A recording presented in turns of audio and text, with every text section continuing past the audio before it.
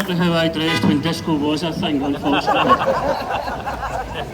First of all, I just want to thank, yet again, everybody for being here, particularly our colleagues from Unison. It is brilliant to have you here. And the really important message that comes out of this, apart from the fact that I can't dance, is that united, when we stand together and we don't allow ourselves to get divided, we do not get defeated. That lesson has been learned in the schools. There were unfortunately politicians who tried to pick on our Unison colleagues and suggest that somehow they were being disloyal to the country by daring to ask for a pay rise. I think in the schools they showed what nonsense that was, and even Nicola Sturgeon turned up in one of their picket lines just to show people that not everybody is silly enough to think that way.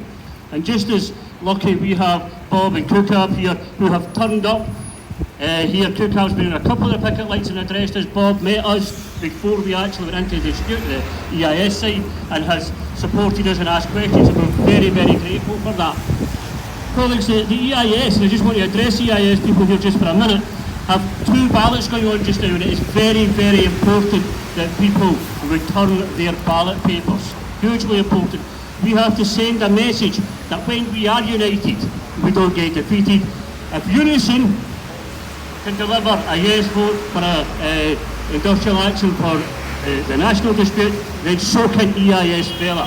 So if you haven't returned your votes, your ballot papers for the national pay dispute, please do so, because you, like everybody else across the country, deserve decent pay for the job you do. We are all, support staff and teaching staff, the professionals that run these places. We are not the unprofessionals who try to savage them, who try to cut them, and who try to line their own pockets and privatise working class education. So please return those ballots.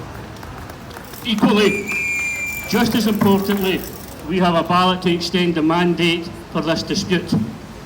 Somebody is sitting in there right now, lighting candles, desperately praying that you don't fill in your ballot papers. He's not saying anything to us just now because he's hoping that we do not get the mandate to continue this action.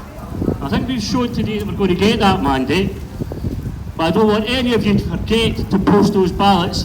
And if you know anybody, and obviously you'll know plenty of people, if you're in contact with any other EIS members from inside the college, say to them that it's important, because even if they don't want to come out themselves and fight this battle, it is important that they don't take that away from us by not bothering to vote. What's happening in there is affecting every single one of us and every single one of our students.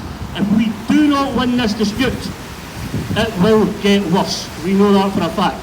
And a lot of people who are not currently facing redundancy will be.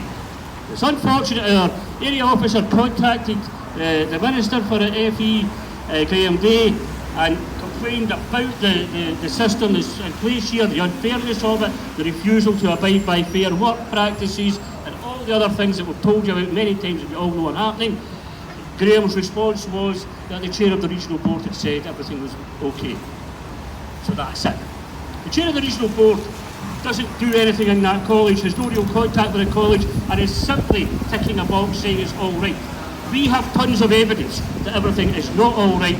Unfortunately, at the moment, the government aren't paying attention to that, and we will be asking Bob and Cookab if they will take that message back to Graham Day and say, do not simply take the chair of the regional board's answer as being correct. Carry out due diligence, sit down and look at what is happening in there. They're breaking the law, they're breaking government policies, but they are not and never will break the staff. So please, return your ballot papers, stay strong, we will win. So thank you all very much.